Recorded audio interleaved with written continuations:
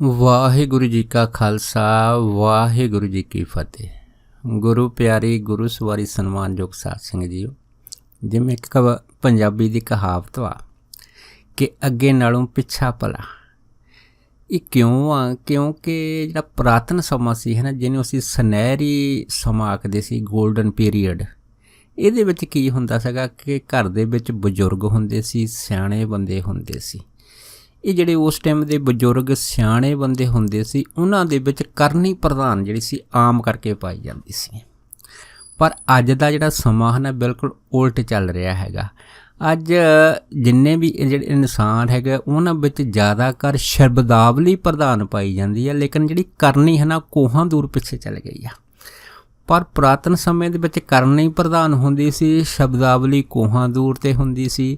ਇਸ ਕਰਕੇ ਘਰਾਂ ਦੇ ਵਿੱਚ ਸਿਆਣੇ ਬਜ਼ੁਰਗ ਬੰਦੇ ਜਾਂ ਉਹ ਸੱਜਣ ਜਿਹੜੇ ਆਮ ਸਾਨੂੰ ਮਿਲ ਜਾਂਦੇ ਹੁੰਦੇ ਸੀਗੇ, ਜਿਹੜੇ ਆਪਣੇ ਪਰਿਵਾਰਾਂ ਦੇ ਵਿੱਚ ਜਾਂ ਉਹਨਾਂ ਪਿੰਡਾਂ ਦੀਆਂ ਸੱਥਾਂ ਦੇ ਵਿੱਚ ਬੈਠ ਕੇ ਆਪਣੇ ਨਿੱਜੀ ਤਜਰਬੇ ਜਿਹੜੇ ਸੀ ਉਹ ਆਮ ਲੋਕਾਂ ਨਾਲ ਸਾਂਝੇ ਕਰਦੇ ਹੁੰਦੇ ਸੀਗੇ। ਅਤੇ ਇਹ ਜਿਹੜੇ ਨਿੱਜੀ ਤਜਰਬੇ ਸੀ, ਇਹਨਾਂ ਦੇ ਵਿੱਚ ਇੱਕ ਸੁੱਖ ਸੀਗਾ, ਇੱਕ ਸਕੂਨ ਸੀ, ਇੱਕ ਸ਼ਾਂਤ ਸੀਗੀ, ਇੱਕ ਪਰਿਵਾਰਕ ਸਾਂਝ ਹੁੰਦੀ ਸੀ ਉਹਨਾਂ ਸਮਿਆਂ ਦੇ ਵਿੱਚ।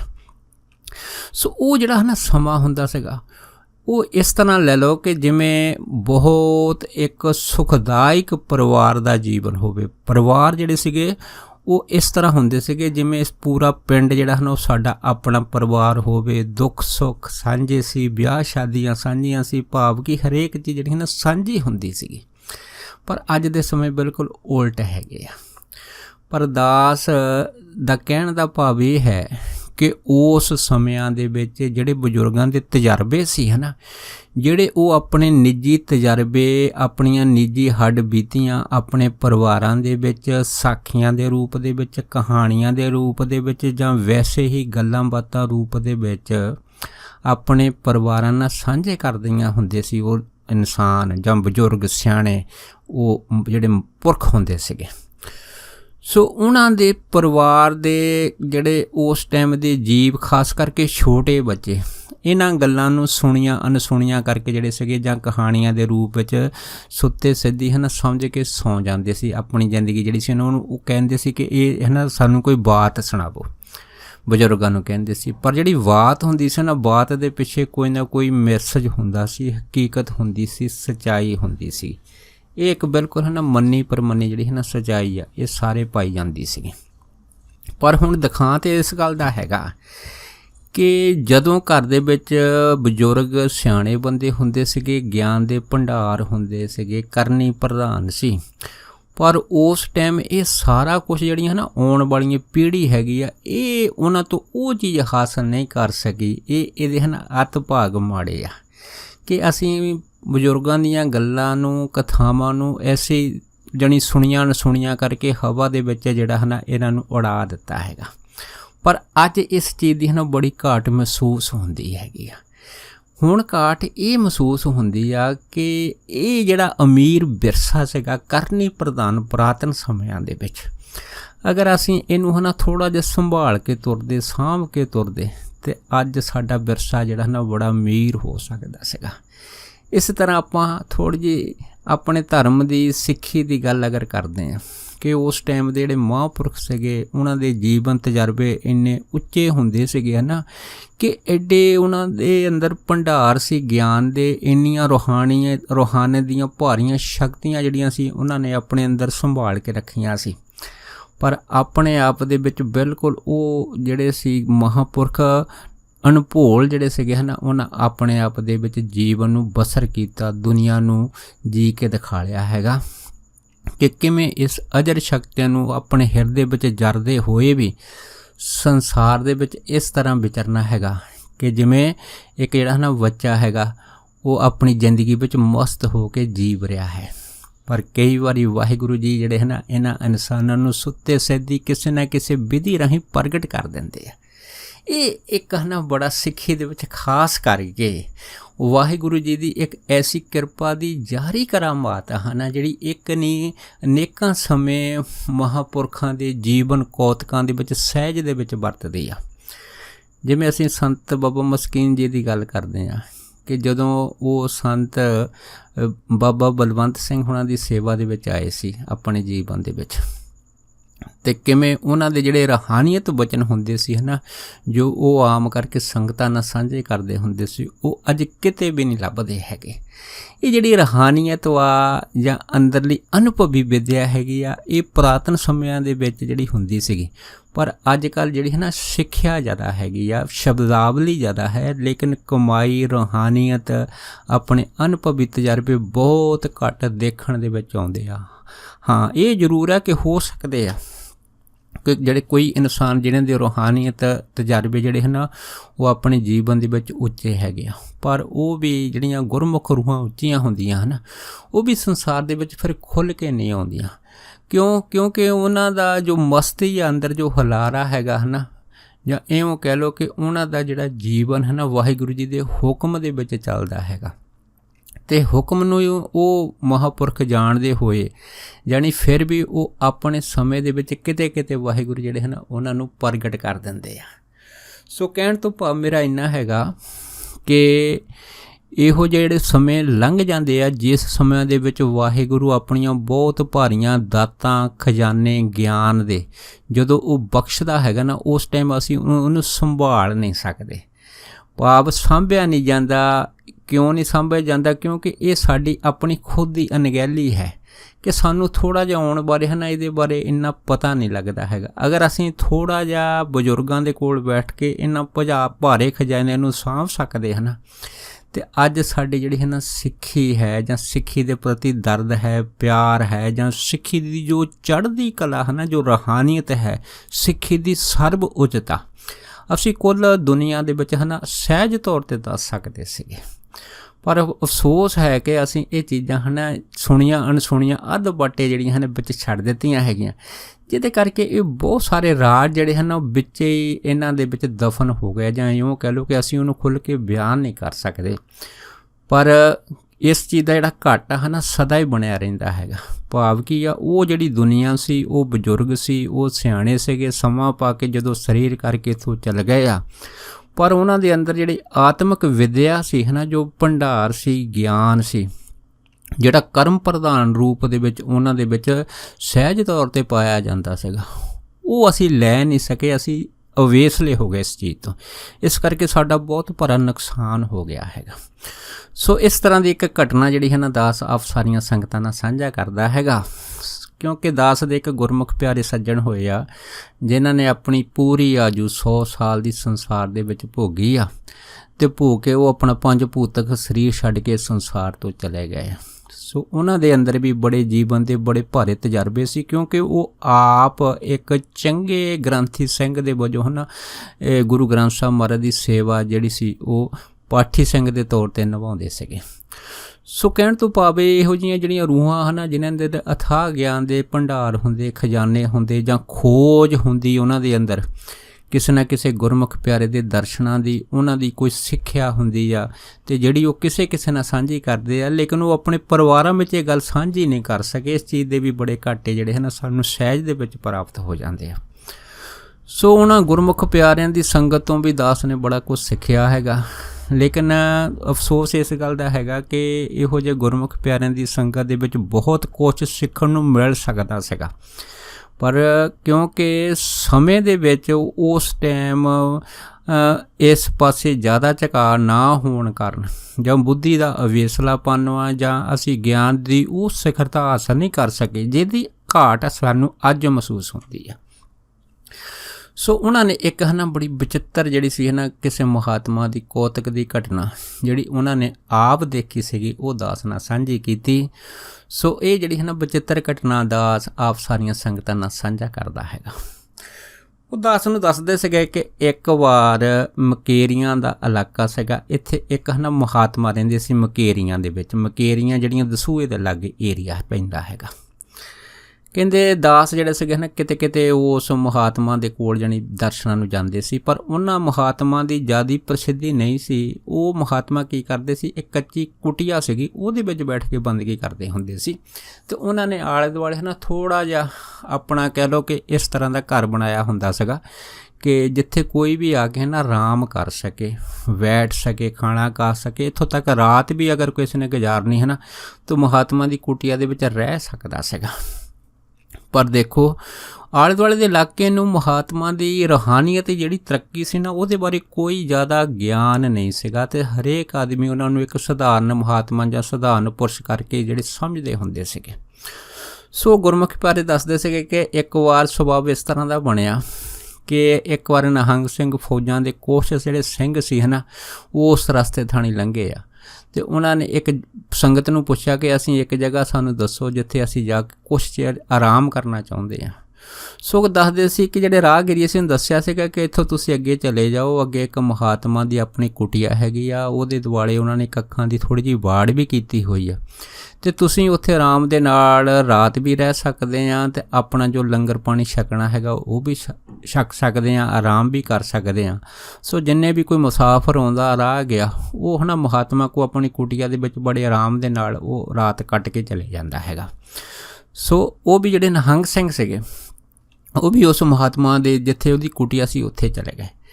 जद गए तो महात्मा ने उन्हां दे वास्ते ना थल्ले आसन बिछाते, आसन बिछा के ते उन्हां दी है ना थोड़ी जी आओ भगत वास्ते उन्होंने सुख सहूलत दे जो साधन सीगे वो थोड़े जे प्रदान कीते, जो उन्हां दी कुटिया दे विच जानी सधारण तौर ते सादे जां सरल ढंग दे नाल महात्मा आम संगतां वास्ते वरतदे है। सो जदों फौजां निहंग सिंह जिहड़े सी ना उन्हां दी कुटिया 'च आराम करते रहे, आराम करन तो बाद जद वो थोड़ा जिहा सावधान होया उन्होंने फिर महात्मा जी नूं ये आख्या कि असीं अगर तुसीं सानूं इजाजत दिओ तो असीं है ना तुहाडे इस कुटिया दे विच सरदेई बना सकदे हां। जदों इन्नी गल होई आ तो फिर महात्मा कहण लगे जिवें खालसे दी मौज हैगी आ, क्योंकि कुटिया तो बाहर है ना एक बोड़ दा दरख्त सीगा ते महात्मा अपनी कुटिया तो बाहर जिहड़ा बोड़ दे दरख्त दे थल्ले जिहड़े सी कोई बैठे सीगे ते ये जिहड़े निहंग सिंह सीगे ये कुटिया दे उन्हां दे विहड़े दे विच बैठे सीगे। खैर निहंग सिंह हुणां ने अपनी मौज दे विच आके जिहड़े शरधई सीगी है ना ये तैयार करनी शुरू कर दित्ती। जद शरधई तैयार कीती कुदरती है ना जद उन्होंने फिर एक निहंग सिंह गया महात्मा कोल, उन्होंने कहण लगा जी साडी शरधई पूरी तैयार है पर इहदे विच असीं है ना मिठा पाउणा, शक्कर पाउणी, खंड पाउणी हैगी है, कोई इस तरह हैगी तो सानूं थोड़ी दिओ तां जो असीं शरधई विच पा के उन्हां नूं पूरी तरह तैयार कर लईए। हुण जद देखिया तो महात्मा की कुटिया दे विच शक्कर है नहीं सी, खंड है नहीं सी उन्हां टाइमां दे विच।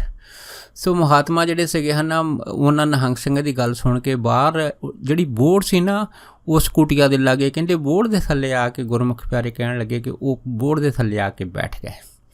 जद बोड़ दे थल्ले आके बैठे तो महात्मा दे मन दे विच इह सीगा कि अगर कोई नगर वालों कोई शरीर कोई प्रेमी जिहड़ा अगर मैनूं दिखाई देगा तो मैं उन्होंने ये बाज मार के ये कह दूँगा कि तुसीं है ना हट्टी दुकान तो जाके कुछ खंड शक्कर जिहड़ी लैके आवो तां जो जिहड़े निहंग सिंह फौजां हैगियां अपना जो शरधई तैयार करदियां हैगियां ते इहनूं पूरी तरह तैयार करके अपनी वरतों 'च लिया सकण। सो महात्मा इस नीयत दे नाल ना उस बोड़ दे थल्ले बैठे सी। जदों फिर निहंग सिंह गया तो महात्मा कहण लगे ठीक है तुसीं थोड़ा जिहा इंतजार करो, असीं तुहाडा ना शक्कर खंड दा इंतजाम कर दिंदे हां। सो वो जिहड़े निहंग सिंह सी अंदर चले गए, पर काफ़ी समय बाद जब निहंग सिंह दोबारा गए तो महात्मा नूं कहण लगे कि तुहाडी अजे तक शक्कर खंड जिहड़ी है ना साडे तक पहुँची नहीं।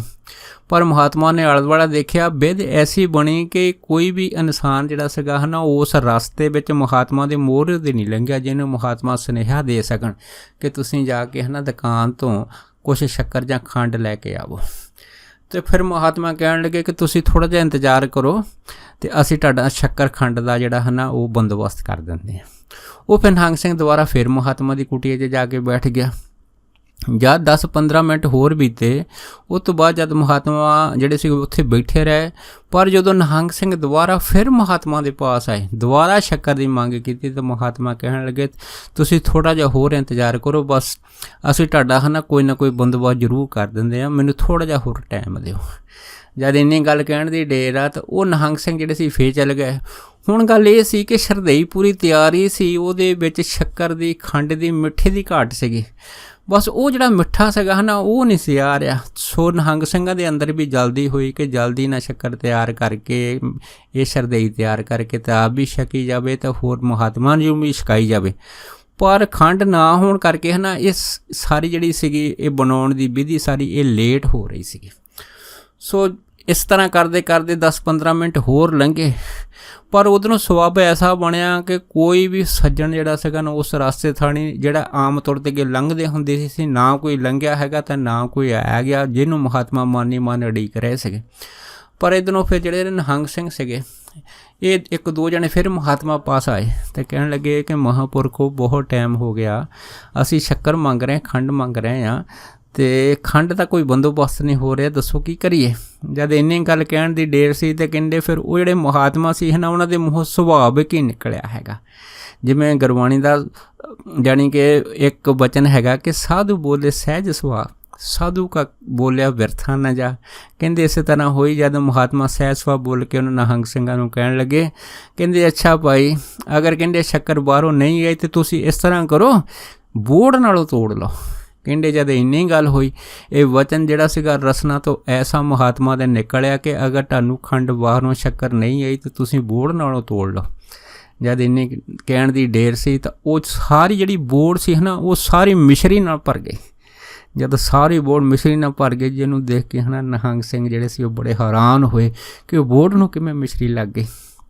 ਬਸ ਫਿਰ ਕੀ ਸੀ, ਇਹ ਜਿਹੜਾ ਪ੍ਰਤੱਖ ਕੌਤਕ ਉਹਨਾਂ ਟਾਈਮਾਂ ਦੇ ਵਿੱਚ ਮਕੇਰੀਆਂ ਇਲਾਕੇ ਦੇ ਵਿੱਚ ਹੋਇਆ ਸੀਗਾ ਅਤੇ ਜਿਹਦੀ ਜਿਹੜੀ ਭਿਣਕ ਸੀਗੀ ਯਕਦਮ ਹੀ ਆਲੇ ਦੁਆਲੇ ਜਿਹੜੀ ਸੀ ਉਹ ਪਿੰਡਾਂ ਵਿੱਚ ਪੈ ਗਈ। ਅਤੇ ਬਹੁਤ ਸਾਰੀਆਂ ਸੰਗਤਾਂ ਜਿਹੜੀਆਂ ਦੌੜ ਕੇ ਆਈਆਂ ਅਤੇ ਉਹਨਾਂ ਨੇ ਜਦ ਉਸ ਬੋੜ ਨੂੰ ਮਿਸ਼ਰੀ ਲੱਗੀ ਦੇਖੀ ਹੈ ਨਾ ਤਾਂ ਸਾਰੀਆਂ ਸੰਗਤਾਂ ਜਿਹੜੀਆਂ ਸੀ ਉਹ ਦੇਖ ਕੇ ਦੰਗ ਰਹਿ ਗਈਆਂ, ਅਚਰਜ ਰਹਿ ਗਈਆਂ। ਭਾਵ ਕੀ ਹੈ ਕਿ ਇੱਕ ਐਸਾ ਜ਼ਿਆਦਾ ਕੌਤਕ ਸੀਗਾ ਉਹਨਾਂ ਸਮਿਆਂ ਦੇ ਵਿੱਚ ਵਰਤਿਆ ਜਿਹਨੇ ਉਹਨਾਂ ਮਹਾਤਮਾ ਨੇ ਜਿਨ੍ਹਾਂ ਨੇ ਆਪਣੇ ਅੰਦਰ ਗਿਆਨ ਦੇ ਅਤੇ ਇਹਨਾਂ ਰੂਹਾਨੀ ਸ਼ਕਤੀਆਂ ਦੇ ਅਥਾਹ ਭੰਡਾਰ ਆਪਣੇ ਅੰਦਰ ਗੁਪਤ ਸੰਭਾਲ ਕੇ ਰੱਖੇ ਸੀਗੇ। ਕਿਵੇਂ ਵਾਹਿਗੁਰੂ ਜੀ ਨੇ ਉਹਨਾਂ ਨੂੰ ਪ੍ਰਗਟ ਕੀਤਾ ਹੈਗਾ ਅਤੇ ਉਹਨਾਂ ਮਹਾਤਮਾ ਦੀ ਜਿਹੜੀ ਹੈ ਨਾ ਜੈ ਜੈਕਾਰ ਕਰਾਈ ਸੀ।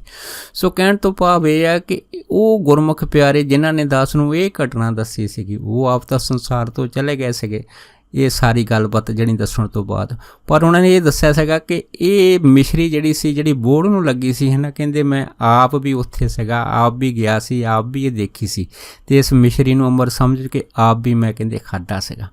ਸੋ ਕਹਿਣ ਤੋਂ ਭਾਵ ਇਹ ਹੈ ਕਿ ਸਿੱਖੀ ਦੇ ਵਿੱਚ ਜਿਨ੍ਹਾਂ ਨੇ ਗੁਰਸਿੱਖੀ ਦੀ ਕਮਾਈ ਕੀਤੀ ਆ, ਅਧਿਆਤਮ ਕਮਾਈ ਕੀਤੀ ਆ, ਕਰਮ ਪ੍ਰਧਾਨ ਬਣਾਇਆ ਹੈ, ਕਰਨੀ ਪ੍ਰਧਾਨ ਬਣਾਈ ਹੈ। ਅਸਲ ਦੇ ਵਿੱਚ ਜਿਹੜੀ ਕਰਨੀ ਪ੍ਰਧਾਨ ਹੈ ਨਾ ਇਹ ਵਾਹਿਗੁਰੂ ਜੀ ਦੇ ਪ੍ਰਤੀ ਬਹੁਤ ਜ਼ਿਆਦਾ ਖੁਸ਼ੀ ਪ੍ਰਦਾਨ ਕਰਦੀ ਹੈ। ਜਿਵੇਂ ਕਹਿ ਲਓ ਕਿ ਜਿਨ੍ਹਾਂ ਦੇ ਅੰਦਰ ਕਰਨੀ ਪ੍ਰਧਾਨ ਆ ਉਹਨਾਂ ਨੇ ਹੀ ਅਸਲ ਦੇ ਵਿੱਚ ਪਰਮੇਸ਼ਰ ਦੀ ਖੁਸ਼ੀ ਨੂੰ ਆਪਣੇ ਅੰਦਰ ਮਾਣਿਆ ਹੈਗਾ, ਪਾਇਆ ਹੈਗਾ ਅਤੇ ਸੰਸਾਰ ਦੇ ਵਿੱਚ ਵੰਡਿਆ ਹੈਗਾ। ਸਿੱਖੀ ਨੂੰ ਆਪ ਉਹਨਾਂ ਨੇ ਨਾ ਆਪਣੇ ਅਨੁਭਵ ਦੇ ਵਿੱਚ ਕਮਾਇਆ ਹੈਗਾ। ਸੋ ਅੱਜ ਕੱਲ੍ਹ ਦੇ ਜਿਹੜੇ ਸਮੇਂ ਨਾ ਬਿਲਕੁਲ ਉਲਟ ਹੈਗੇ ਕਿ ਇੱਥੇ ਸ਼ਬਦਾਵਲੀ ਜ਼ਿਆਦਾ ਪ੍ਰਧਾਨ ਹੈਗੀ ਲੇਕਿਨ ਕਰਨੀ ਜਿਹੜੀ ਹੁੰਦੀ ਉਹ ਨਾਮ ਮਾਤਰੀ ਹੁੰਦੀ ਆ। ਸੋ ਅਗਰ ਸਿੱਖੀ ਦੇ ਵਿੱਚ ਕਰਨੀ ਪ੍ਰਧਾਨ ਆ ਜਾਵੇ ਅਤੇ ਕਰਨੀ ਪ੍ਰਧਾਨ ਜਿਹੜੀ ਹੈ ਨਾ ਉਹ ਸਿੱਖ ਲਈ ਕੀ ਕੁਛ ਨਹੀਂ ਕਰ ਸਕਦੀ, ਉਹਦੇ ਵਾਸਤੇ ਦੁਨੀਆ ਦੇ ਸਾਰੇ ਹੀ ਖਜ਼ਾਨੇ ਜਿਹੜੀ ਹੈ ਨਾ ਖੋਲ੍ਹ ਸਕਦੀ ਸਹਿਜ ਦੇ ਵਿੱਚ। ਸੋ ਕਹਿਣ ਤੋਂ ਭਾਵ ਇਹ ਹੈ ਕਿ ਗੁਰੂ ਨਾਨਕ ਦਾ ਘਰ ਸਾਰਾ ਖਜ਼ਾਨਿਆਂ ਦੇ ਨਾਲ ਭਰਿਆ ਪਿਆ ਹੈਗਾ ਅਤੇ ਇਹ ਉਹ ਖਜ਼ਾਨੇ ਆ ਕਿ ਜਿਸ 'ਤੇ ਵਾਹਿਗੁਰੂ ਕਿਰਪਾ ਕਰਦਾ ਹੈ ਨਾ ਉਹ ਇਹਨਾਂ ਖਜ਼ਾਨਿਆਂ ਨੂੰ ਸੁੱਤੇ ਸਿੱਧੀ ਪ੍ਰਾਪਤ ਕਰ ਲੈਂਦਾ ਹੈਗਾ। ਸੋ ਇਸੇ ਕਰਕੇ ਗੁਰਬਾਣੀ ਨੇ ਸਾਨੂੰ ਇਹ ਦੱਸਿਆ ਹੈਗਾ ਕਿ ਦਾਤੇ ਦਾਤ ਰੱਖੀ ਹੱਥ ਆਪਣੇ ਜਿਸ ਭਾਵੇ ਤਿਸ ਦੇ, ਕਿ ਜਿਹੜੀ ਰੂਹ ਉਸ ਪਰਮੇਸ਼ਰ ਵਾਹਿਗੁਰੂ ਨੂੰ ਭਾ ਜਾਂਦੀ ਆ ਉਹਨੂੰ ਹੀ ਵਾਹਿਗੁਰੂ ਜਿਹੜੀ ਹੈ ਨਾ ਆਪਣੀ ਦਾਤ ਜਿਹੜੀ ਹੈ ਉਹ ਬਖਸ਼ ਦਿੰਦੇ ਹੈਗੇ ਆ। ਸੋ ਇਹ ਜਿਹੜੀ ਬੋੜ ਨੂੰ ਮਿਸ਼ਰੀ ਲੱਗੀ ਸੀਗੀ ਇਹ ਤਕਰੀਬਨ ਉਹਨਾਂ ਟਾਈਮਾਂ ਦੇ ਵਿੱਚ 2-2.5 ਮਹੀਨੇ ਰਹੀ ਆ, ਜਿਹਨੂੰ ਆਲੇ ਦੁਆਲੇ ਦੀ ਸੰਗਤਾਂ ਨੇ ਜਿਹੜੀਆਂ ਸੀਗੀਆਂ ਉਹ ਤੋੜਿਆ, ਪ੍ਰਸ਼ਾਦ ਵਜੋਂ ਛਕਿਆ ਵੀ ਆ, ਤਾਂ ਫਿਰ ਉਹ ਜਿਹੜੇ ਮਹਾਤਮਾ ਸੀਗੇ ਉਹਨਾਂ ਨੂੰ ਸੰਸਾਰ ਦੇ ਵਿੱਚ ਪ੍ਰਗਟ ਵੀ ਕੀਤਾ ਹੈਗਾ। ਸੋ ਕਹਿਣ ਤੋਂ ਭਾਵ ਇਹ ਹੈਗਾ ਕਿ ਬਹੁਤ ਸਾਰੀਆਂ ਐਸੀਆਂ ਗਿਆਨ ਦੀਆਂ ਉਹਨਾਂ ਟਾਈਮਾਂ ਵਿੱਚ ਹੋਈਆਂ ਪ੍ਰਤੱਖ ਘਟਨਾਵਾਂ ਜਿਹੜੀਆਂ ਉਹਨਾਂ ਸਮਿਆਂ ਦੇ ਵਿੱਚ ਉਹਨਾਂ ਮਹਾਨ ਬਜ਼ੁਰਗਾਂ ਨੇ ਆਪਣੇ ਅੱਖੀਂ ਦੇਖੀਆਂ ਸੀਗੀਆਂ ਅਤੇ ਲੇਕਿਨ ਸਾਡੀ ਜਿਹੜੀ ਹੈ ਨਾ ਉਹ ਬਦਕਿਸਮਤੀ ਐਸੀ ਰਹੀ ਹੈ ਕਿ ਅਸੀਂ ਉਹ ਚੀਜ਼ਾਂ, ਉਹ ਟਿਕਾਣੇ, ਉਹ ਪਤੇ ਜਿਹੜੇ ਹੈ ਨਾ ਉਹ ਹਾਸਲ ਨਹੀਂ ਕਰ ਸਕੇ ਜਿਹੜੇ ਸਾਨੂੰ ਉਹਨਾਂ ਟਾਈਮਾਂ ਦੇ ਵਿੱਚ ਕਰਨੇ ਚਾਹੀਦੇ ਸੀਗੇ। ਇਸ ਤਰ੍ਹਾਂ ਇੱਕ ਨਹੀਂ ਅਨੇਕਾਂ ਜਿਹੜੇ ਸਾਡੇ ਗੁਰਮੁਖ ਪਿਆਰੇ ਘਰਾਂ ਦੇ ਬੱਚੇ ਵੱਡੇ ਵਡੇਰੇ ਹਨ, ਅੱਜ ਉਹਨਾਂ ਦੀ ਘਾਟ ਸਾਨੂੰ ਹਮੇਸ਼ਾ ਮਹਿਸੂਸ ਹੁੰਦੀ ਰਹੂਗੀ ਕਿ ਇਹ ਇੱਕ ਐਸੇ ਜਿਹੜੇ ਉਹਨਾਂ ਦੇ ਅੰਦਰ ਗਿਆਨ ਸੀਗੇ, ਜਿਹੜੇ ਅਸੀਂ ਉਹਨਾਂ ਸਮਿਆਂ ਦੇ ਵਿੱਚ ਅਣਗੌਲਿਆਂ ਕਰ ਦਿੱਤੇ, ਅੱਜ ਉਹਨਾਂ ਦੀ ਕੀਮਤ ਸਾਨੂੰ ਪਤਾ ਲੱਗਦਾ ਹੈਗਾ। ਸੋ ਕਹਿਣ ਤੋਂ ਭਾਵ ਇਹ ਹੈਗਾ ਕਿ ਸਿੱਖੀ ਜਿਹੜੀ ਹੈ ਨਾ ਉਹ ਕਰਨੀ ਪ੍ਰਧਾਨ ਹੈ, ਨਾ ਕਿ ਸ਼ਬਦਾਵਲੀ ਪ੍ਰਧਾਨ। ਬਸ ਇਹ ਜਿਹੜੀ ਕਰਨੀ ਪ੍ਰਧਾਨ ਹੈ ਨਾ, ਉਹੀ ਹੀ ਪਰਮੇਸ਼ਰ ਦੀ ਅਸਲੀ ਸਿੱਖੀ ਹੈ, ਅਸਲੀ ਖੁਸ਼ੀ ਹੈ, ਅਸਲੀ ਖੇੜਾ, ਅਸਲੀ ਆਨੰਦ ਹੈ। ਸੋ ਇੰਨੇ ਵਚਨ ਕਰਦਾ ਹੋਇਆ ਅਰਦਾਸ ਖਿਮਾ ਦਾ ਜਾਚਕ ਹੈ ਜੀ। ਹੋਈਆਂ ਭੁੱਲਾਂ ਚੁੱਕਾਂ ਦੀ ਖਿਮਾ ਬਖਸ਼ਣੀ। ਸੋ ਫਤਿਹ ਬੁਲਾਓ ਜੀ। ਵਾਹਿਗੁਰੂ ਜੀ ਕਾ ਖਾਲਸਾ, ਵਾਹਿਗੁਰੂ ਜੀ ਕੀ ਫਤਿਹ।